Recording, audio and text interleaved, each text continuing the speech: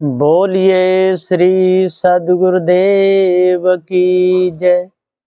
सद्गुरु श्री कबीर साहेब की जय। विश्व वंदनीय संत सम्राट बंदी छोर सद्गुरु श्री कबीर साहब जी मेरे हृदय मंदिर के आराध्य परम पूज्य सद्गुरु श्री महान साहब जी, पूजा के योग सभी संत समाज में चरण कमलों में सिर झुका के त्रिवार बंदी करता हूँ। बोलिए श्री सद्गुरुदेव की। सद्गुरु श्री कबीर साहब जी का सत्य न्याय निर्णय का उपदेश है। भ्रम भूल कल्पना से बचाने का है, धोखे से दूर करने का है। ये जीव अनादि काल से धोखे में डूबा हुआ चला आ रहा है, भटक रहा है पत्थर और पानी में। कहीं काशी, मथुरा, हरिद्वार, नंदगाम, बरसाने, गोकुल, महावन, जाने कहां कहां ये भटकता है भूल बस। भूल बस ही भटकता है ऐसा कहना चाहिए, क्योंकि सही पता चलने पर कौन जहर खाएगा? कोई खाएगा? किसी को गुलाब जामुन बहुत प्रिय है और पता चल जाए कि इसमें जहर मिला हुआ है तो कोई नहीं खाएगा। और पता न चले, चबे से शरीर छूट जाए, खा जाएगा। पता चलने पर नहीं खाएगा, क्योंकि उसे हकीकत का पता चले गया। ठीक है, इसी प्रकार से जिसको निज स्वरूप का ज्ञान हो जाए वो क्यों जड़मानंदी में भूलेगा, क्यों चमत्कारी भूलेगा? इसे मालूम है कि मैं यदि बीड़ी पीऊंगा, तंबाकू खाऊंगा, मेरी आदत बिगड़ेगी, दांत भी बुरे होंगे, आंत पर भी दाग लगेंगे। लोग कहते हैं बीड़ी पीने से हमारा स्वास्थ्य अच्छा रहता है, पेट साफ हो जाता है। अब बता, अब हाथी कौन सी बीड़ी पीता है?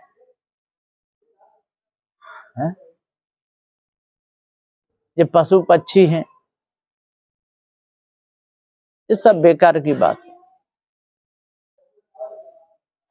आदत बन गई है, आदत को त्यागना नहीं चाहते और कहते हैं कि बीड़ी पीने से पेट साफ होता है। सही है, सही। तो बीड़ी पीने से कोई पेट साफ नहीं होता है। ये तो सब इनकी बेकार की बातें हैं। धोखे में सारा संसार नशा में भूला हुआ है।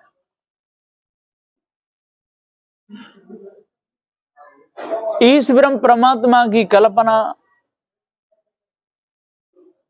चलाने वाले की भी देखो कितनी बड़ी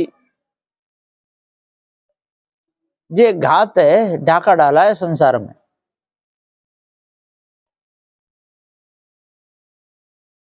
सबकी बुद्धि घुमा दी इन मूर्ख लोगों।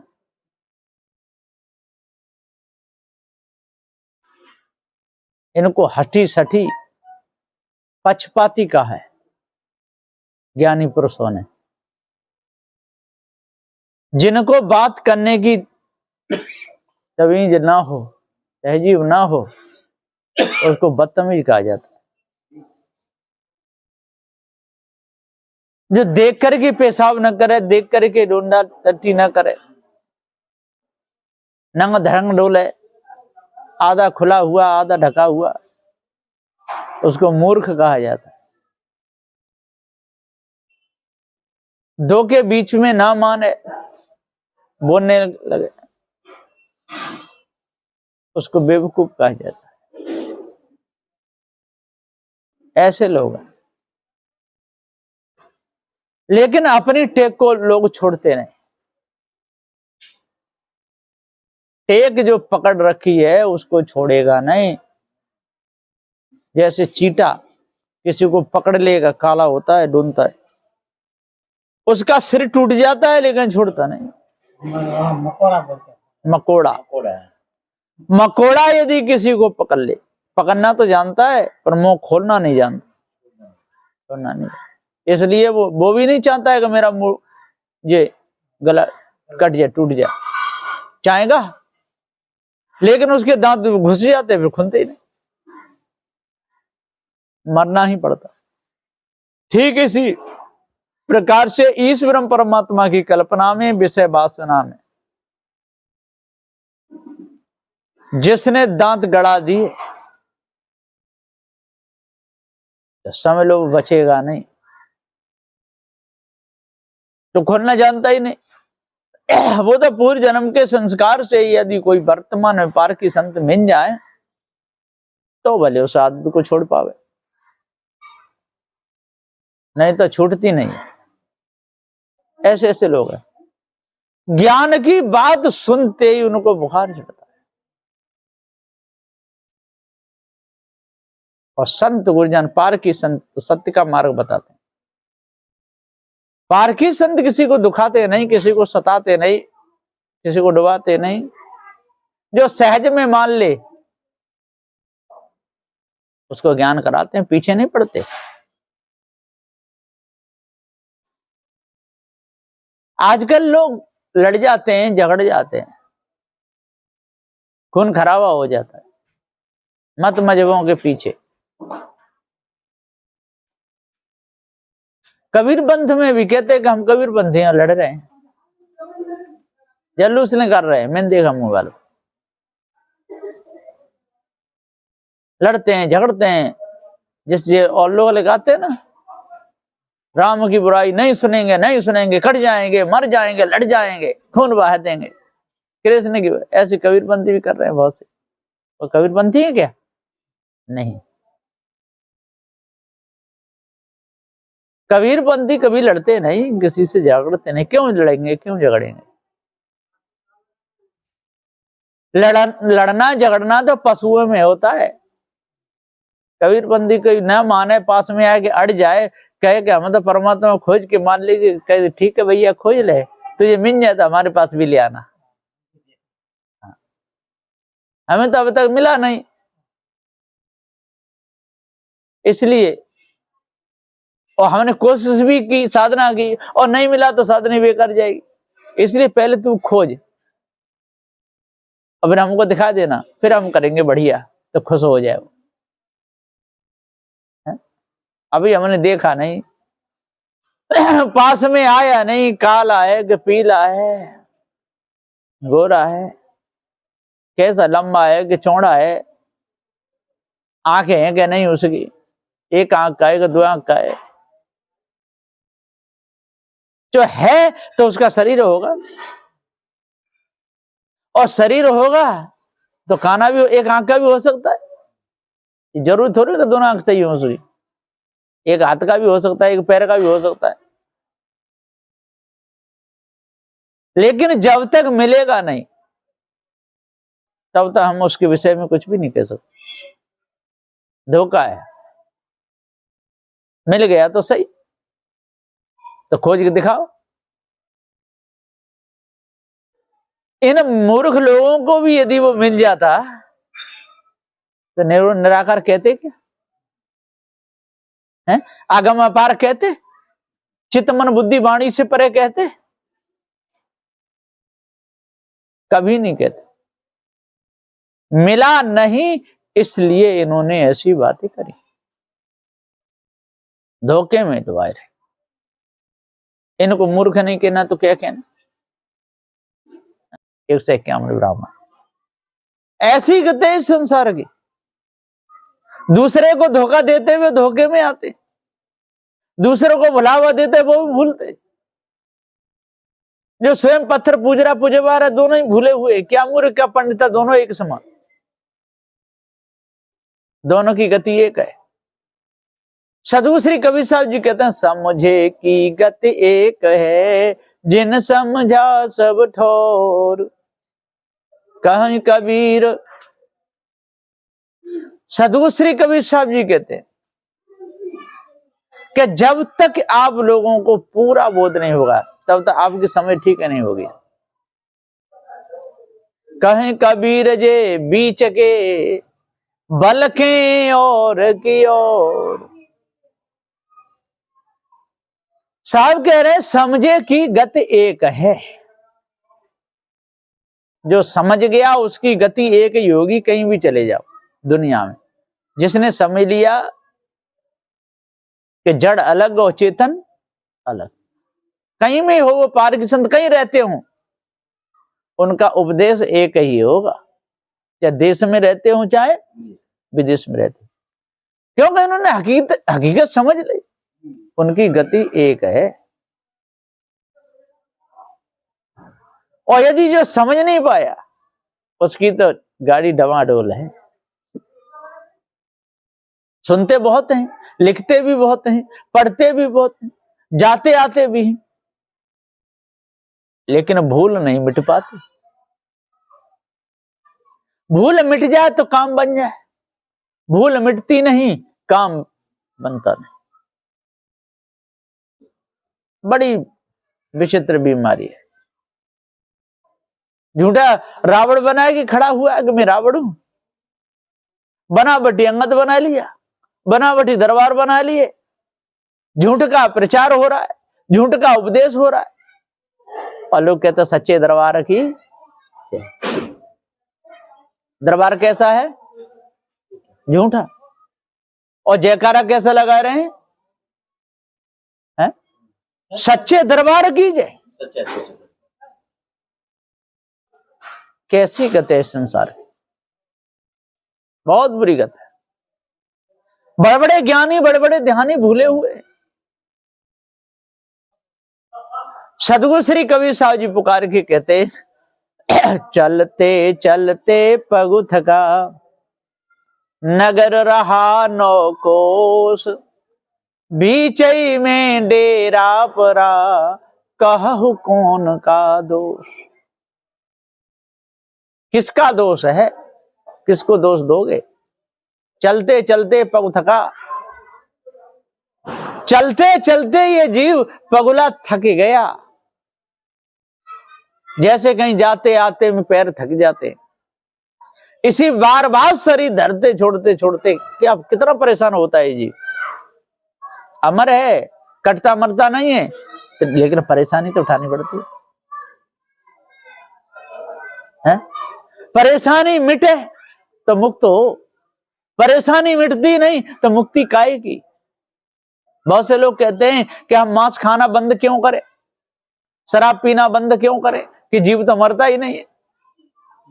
खूब विचार करो, उल्टे सीधे काम करो, मनोआवेश करो, जीव अमर है, मरता नहीं। अरे भैया, दुख से छूटने के लिए उपाय करे जाते हैं। जन्म मरण का चक्कर लगा हुआ है, कर्म भोग लगा हुआ, भोगने वाले को दुख होता है कि नहीं? शरीर में कष्ट होता है तो महसूस किन को होता है? शरीर को कि जीव को? तो जीव तो अमर है, होने दो कष्ट। ऐसा नहीं, अमर है तो कष्ट भी मिटना चाहिए।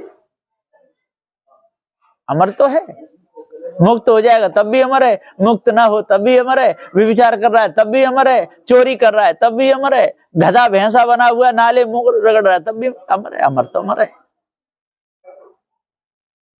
लेकिन महत्व कब है? इस कर्म भोग से अलग हो जाए तब महत्व है। तो चलते चलते पग थका, ये थक गया। नगर रहा 9 कोस, और किस में फिरता रहा, किसको नगता रहा? 9 कोसों में ही भूला रहा। अन्न में और प्राण में तीजे, मनो में जानिए, ज्ञान में विज्ञान में सोई पंचकोश पखानी। शब्द में, आनंद में, आकाश में, प्रकाश में, यही 9 कोश जानी, इन्हीं में भूला, अपने आप को जान नहीं पाया। अन्नमय कोश ये शरीर है। अन्न खाता रहा, पानी पीता रहा, चोरी करता रहा, हिंसा करता रहा, पहलवानी करता रहा, शरीर को सजाता रहा, विषय भोग में पूरा जीवन गंवाता रहा। ये अन्नमय कोश है, खूब खाया। अन्नमय कोश में शरीर होते हुए भी चेतन जीव को जब तक निर्णय का ज्ञान नहीं होगा, पारक ज्ञान नहीं होगा, तो तब तक दुरुपयोग ही करेगा, सदुपयोग हो नहीं सकता। प्राणमय कोश, श्वास चल रही है, विषय भोगों में फंसा हुआ है, आकाश पाताल नाप रहा है, विदेशों के लिए जाता है नौकरी करने के लिए, अपने देश में 1 लाख रुपए मिलते, विदेश में 2 लाख रुपए मिलते, विदेश में जो 100 लाख मिलते हो, फायदा क्या है?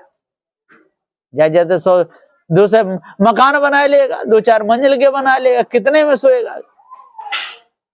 100 लेटरूम बनाए लेंगे तो 100 में ढूंढा नहीं जा पाएगा, एक बार में एक ही में जाएगा। ये सारा धोखा। प्राण चल रहे हैं, श्वास श्वास मरे, ध्यान धर रहा है, देख रहा है किसका ध्यान धरूं, आंख मीच लेता है, जिसकी कल्पना करता है उसी का चित्र, फोटो, जड़ मुर्दा सामने आ जाता है, उसी को सत्य मान लेता है। जैसे मैंने ध्यान धरा और गुरुजी सामने आ गए, तो गुरुजी नहीं आए, वो जड़ है, मुर्दा है, वो मेरा भाष है, रोज सेवा करता रहता हूं, देखता रहता हूं, तो वो फोटो आ गया, गुरुजी नहीं आए। मैं गुरुजी को पूछने जाऊं, गुरुजी नहीं कहेंगे कि मैं गया था। अभी दिन में मुझे सपना आवे कि गुरुजी मेरे पास में आए, कुर्सी डाल के बैठे रहे, और फिर मैं जाके पूछू गुरुजी को, गुरुजी आप दिन में मेरे पास गए, कुर्सी आके बैठ रहे, गुरुजी कहेंगे नहीं मैंने गया, जो गुरुजी आए नहीं। लेकिन इनको पूरा बोध नहीं, ज्ञान नहीं, वो यही समझ लेते कि गुरुजी आए। तो अन्न में, प्राण में, मनो में, मन से जाने क्या क्या सोचते, आकाश पाताल नाप रहे थे, कहीं ईश्वर का भजन करते हैं, कहीं देवी का भजन करते हैं, कहीं लड़का बहू की याद करते हैं, कहीं भाई की याद करते हैं, कहीं बहन की याद करते हैं, कहीं किसी की याद करते हैं, उसी याद में मर जाते हैं। कहते आकाश में जाऊंगा मरने के बाद में, वैकुंठ का सुख मिलेगा। भरमाने वाले भी बहुत हैं, उन्हें भरम जाते हैं, मन के चक्कर में भटकते रहते हैं। ज्ञान में ज्ञानी ध्यानी बन जाते हैं, हम ब्रह्म ज्ञानी हैं, एक ब्रह्म द्वितीय नास्ति। जब हम मुक्त होंगे तो ब्रह्म में मिल जाएंगे। जब तू है ब्रह्म एक ही है, आत्मा व्यापक है, फिर मिलेगा किसमें? सदुदेव कहता है आत्मा नाम की कोई चीज नहीं, धोखा है। जीव शिव ब्रह्म आत्मा ये कहना सारा जाल है, जो मंडन करके जीव को बताते जीव आत्माएं, ये उनकी भूल है। इस भूल को त्यागना चाहिए। इन ज्ञानियों का ज्ञान, ध्यानियों का ध्यान सब पड़ा रहता है, इसमें कुछ भी सार नहीं। और विज्ञान में कुछ नहीं, उसको विज्ञान में कहते। तो विज्ञान कहिए, फिर वो विज्ञानी वेद को भी नहीं मानता, नहीं ईश्वर को मानता।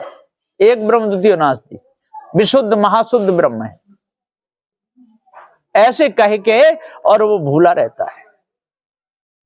इस भूल में सारा संसार है, एक तो नहीं, पूरा संसार ही इसी भूल में, भ्रम में डूबा हुआ है। एक दो को तो समझा दिया जाए।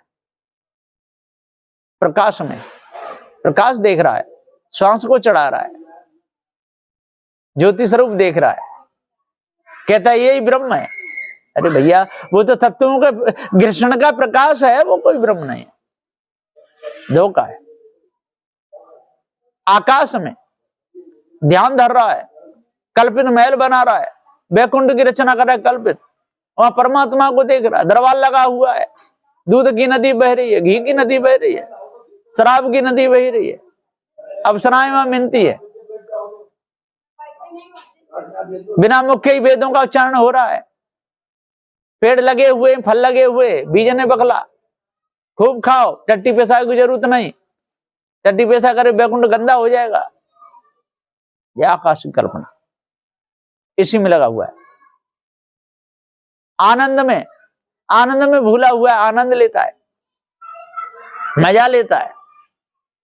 तालू जीव टिकाता है, जो नाक टपकती है ना ऊपर तालू से बूंद, उसका अमृत पी लिया, ऐसे चाटता है। और गंदगी को योग समाधि करे मुनीश्वर, तालू जीव टिकाया हो, अनहत बाजे फूल कमल का, तामे जीव लुभाया हो। उसमें जीव लुभाया है, उसमें भूला हुआ है। एक दो नहीं, सारा संसार भूला हुआ है। सदगुरुदेव जी पुकार के समझाते हुए कहते हैं, शब्द में, शब्द जाल बहुत बड़ा जाल है। ये 4 वेद 6 7 18 प्राण, ये सब शब्द जाल है।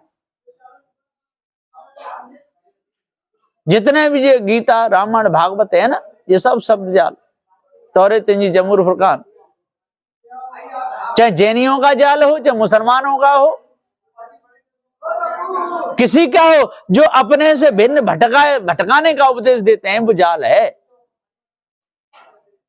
और वही जालखोरी की बातें ग्रंथों में लिख के रखी हैं, उनको सदग्रंथ कहते हैं। झूठ ग्रंथ को और सदग्रंथ कहते हैं, इसलिए भूले हुए। साधु श्री कबीर साहब जी ने इस 50 नंबर की सागी में कहा है कि चलते चलते पग थका। ये थक गए, विषय वासना में चले, भ्रमभूल कल्पना में चले, काशी मथुरा हरिद्वार गए, नंदगाम बरसाने गए, चारों धामों में गए, पांडुकर गए, कांका डोले करौली गए, कहां नहीं गए, कहां सिर नहीं पटका। भूल जन क्या कर्म करा देती है। परिवार सही रहेगा, एक बकरे का बच्चा काट के चढ़ा दो, आपका पूरा परिवार खुश रहेगा। चढ़ाए आते हैं, परिवार खुश रहना चाहिए। ये नहीं देखा जिसको काटे उसकी क्या गति भाई। सूअर का बच्चा चढ़ा दो, बकरे का बच्चा चढ़ा दो, भैंसा चढ़ा दो, बैल चढ़ाओ, और जितने ज्यादा बलि चढ़ाओगे उतने सुख शांति मिलेगी। है कैसी मूर्खपने की बात है। खाल खींच रहे हैं, मांस खा रहे हैं, बहुत बुरी गत है। सदगुरु श्री कबीर साहब जी कहते हैं कि समझाते समझाते बीत गए युग चारे हो। इस संसार के मूर्ख लोगों को समझाते समझाते युग 4 बीत गए, माने 4 पन बीत गए। बच्चापन भी बीत गया, जवानी भी बीत गई, बुढ़ापा भी और जर्जर अवस्था भी, अवसर ही छूट गए। लेकिन जगे नहीं, सोते ही रहे और कहते भी रहे कि मैं जग रहा हूं, जग रहा हूं भी कहते रहे, लेकिन जगे नहीं, सोते ही रहे। बार बार क्या जग रहा हूं, फिर सो जाता। अरे सो गया क्या? नहीं नहीं नहीं, सावधान हो रहा हूं। फिर थोड़े फिर होगा, अरे फिर सो गया है, नहीं नहीं नहीं। कितनी बार झूठ बोल रहा है। जितनी बार नींद की झप्पी आती है उतनी बार झूठ बोलता है कि नहीं सो रहा। नहीं तो आप देख लेना, आप कहीं सत्संग सो रहे हो, बैठे हो और सामने वाला सो रहा हो, ऐसा कर रहा, भैया सो रहे हो कि नहीं? सो रहा ना, आंख में सो रहा था और बिल्कुल नींद की झप्पी आ रही है, आंख ऐसे लटकता जा रहा है ऐसे। तो हाँ, फिर बैठता है इसका। कोई कोई तो सोते रहते कि समाधि में बैठे थे। हाँ, वो कर रहे थे दृष्टाभ्यास, ध्यान समाधि में बैठे थे और सोते रहते। सोना कोई ध्यान समाधि नहीं, दृष्टाभ्यास नहीं, सजग और सावधान। किसान सोएगा तो फसल रखाएगा, चोरी हो जाती है। जो जगते नहीं है, सोते हैं, उनकी चोरी होती है। इसी प्रकार से सत्संग के द्वारा, पार की संतों के द्वारा जो जगते नहीं, उनके घट में चोरी होती है, बाहर नहीं। विचार में फंसना चोरी है, हिंसा करना चोरी है, मोह में फंसना चोरी है, भरम में फंसना चोरी है, वो चोर है, और चोरों की ही चोरी होती है। चोर के घर में चोरी होती है, उस चोर का पता नहीं चलता।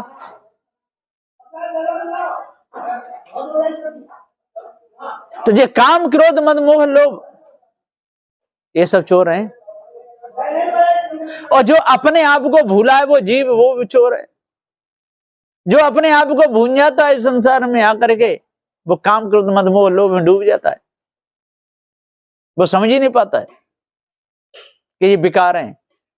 उन विकारों में ही मौज लेता रहता है, विकारों को ही सजोता रहता है। ये साऊ चेतन जीव अजर अमर अखंड चोरों से दोस्ती करता है। चोरों से दोस्ती करने वाला कभी धनी नहीं हो सकता। एक बार डाकुओं ने चोरी करी, लाखों का धन मिल गया। एक सेठ को ले जाके दिया, लो 10-20 हजार रुपया दे दो, करोड़ों का माल है। वहां सेठ ने रख लिया, अरे वाह वाह वाह, करोड़ों का माल 20 हजार मिल रहा है, रख लिया, मौज आएगी, कोठी बनवा ली। फिर वो आए बदमाश लोग कि सेठ जी 1 करोड़ रुपया चाहिए, 4 करोड़ का माल मिलेगा आपको और शाम को दे जाएंगे। वहां दे दिए, पूछा भी नहीं अपने घर के बच्चों को, किसी को। फिर वो आएंगे, वो तो लेके चले गए, बांट लिए। अब रोज देखता है छत पे चढ़ करके, उस घरवाली बोली क्या देख रहे हो? कि वो आए थे ना, तो उन्होंने कहा 4 करोड़ का माल मिलेगा और 1 करोड़ रुपया ले गए। तो ले गए कि तो नहीं, वो आए रे, बहुत खोजे नहीं, सेठ तैसा का तैसा ही फिर हो गया।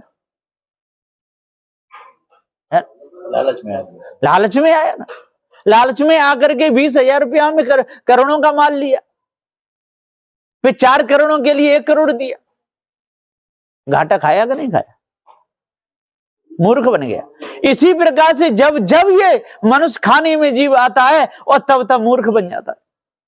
कोई कहते भैया ऐसा कर, हम तेरे को धर्म का बेटा बनाते और तू मुझे धर्म का पिता मान ले, एक कोठी है मेरी, उसे तेरे नाम कर दूंगा, तू चिंता मत कर। उसके जाल में फंस गया। बड़े घर में बेटी की शादी करूंगा, अच्छा लड़का होना चाहिए, शादी तो कर दी, वो शराबी मिल गया, रोज पीटता है। लड़की घर में रहती है, जाती नहीं, दूसरी जगह भी कर दे तभी शांति मिलती नहीं। शांति मिलेगी? संसार के जालों में कभी शांति मिलने वाली नहीं। एक लड़की हो जाए तो पिता साथ में जा रहे हैं पढ़ाने के लिए, ला रहे हैं। 2 हो जाए तो भी साथ में जा रहे हैं, 3 हो जाए अलग अलग स्कूलों पढ़े, अलग अलग जा रहे हैं। बड़ी अकेली छोड़ नहीं सकते, डर है कहीं पैर ऊंचे नीचे न हो जाए। ये सारे जाल हैं। लड़का की रखवारी कर रहे हैं कहीं बिगड़ नहीं जाए, लड़की की रखवारी कर रहे हैं बिगड़ नहीं जाए। अपने बारे में जवानी में सोचे नहीं, बिगड़ते रहे। जो स्वयं बिगड़े तो बाल बच्चे क्यों नहीं बिगड़ेंगे? जीव अनादि है, अजर अखंड है, जन क्या क्या कर्मों करके आया। कोई बेटी बन के आता है बाप की इज्जत गिराने के लिए, कोई बेटा बन के आता है, कोई धर्म पुत्र वधू बन के आता है। पहले के कर्मों का फल है, उनका अपमान किया है। वो दुश्मन बेटा बन के भी अपमान करने आ सकता है, बेटी बन के भी आ सकता है, बहू बन के भी आ सकता है। आगरा में एक आधार चेतन थे, उनकी भागवत चलती थी। महाराष्ट्र औरंगाबाद का एक यादव था, वो भी यादव थे, आधार चेतन। उनसे कहा मेरी बेटी बहुत सुंदर है, अपने बेटा के लिए शादी कर लीजिए। बोले महाराष्ट्र बहुत दूर है, मैं आगरे का हूं, मैं नहीं करूंगा। क्या नहीं, कर लीजिए। आधार चेतन बोले अभी बेटा छोटा है, 4 साल रुकना पड़ेगा। तो मैं 5 साल रुक जाऊंगा, लेकिन कर लीजिए। खूब माल दिया, शादी हो गई, बहू घर में आ गई। अब 1 दिन रहे वहां आगरे में और 10 दिन रहे औरंगाबाद में, बड़े परेशान। आधार चेतन बोले देख बेटी, तू अब यहाँ की बहू हो गई, ज्यादा यदि तू जाकर के अपने मायके में रहेगी, लोग क्या कहेंगे? ये तेरी ससुराल है, अपना घर संभाल बढ़िया तरह, है ना बेटी? उन्होंने हाथ पकड़ के ऐसे, एकदम अरे अरे मेरा ससुर मेरा हाथ पकड़ता है, हाथ पर खींचता है, बड़ा बदमाश है बदमाश है। पुलिस आई, आधा चेतन जेल में भी गए। फिर वहां पर इनकार भाई सब है, बहुत बहुत थोड़े ही दिनों में छूटे आए, तो कोई गलती नहीं थी। फिर उन्होंने अपने बेटा से कहा, बेटा जी बहू हमको नहीं चाहिए। बेटा भी कहता हाँ पिताजी नहीं चाहिए, मुझे को रोज परेशान करती है ना। फिर जाकर के वकील के द्वारा उसे लिखवा दिया दोनों को, वो भी कह दिया हम छोड़ रहे हैं, वो भी कह। बताओ ऐसी गति होती है। वो पूर्व जन्म की कोई दुश्मन आ गई बेइज्जती करने के लिए, ससुर को जेल तक पहुंचा दिया। ससुर तो पिता के समान होते हैं, बहू बेटी के समान होती, उसको समझा रहे थे बढ़िया। तो सीख माननी चाहिए कि नहीं? सीख तो नहीं मानी, तो ससुर को ही दोष लगा दिया कि मेरा हाथ पकड़ के ससुर खींच रहा था। ऐसा होता है इस संसार। इसलिए सदगुरुदेव जी पुकार के समझाते हुए कहते हैं कि चलते चलते पग थका नगर रहा नौ कोश, बीच ही में डेरा परा कहो कौन का दोष। तो हे चेतन अविनाशी, ये तेरा ही दोष है और किसी का दोष नहीं है। इसलिए तू अपने आप को जान, भरम को अपने अंदर से निकाल, धोखे को अपने अंदर से निकाल, पार की संतों की बात को सुन करके, निर्णय को जान करके, तब तुझे शांति मिल सकती है। विषय और भ्रम से दूर हो सकता है, नहीं तो शांति मिलने वाली ही नहीं है। बोलिए श्री सद्गुरुदेव की जय।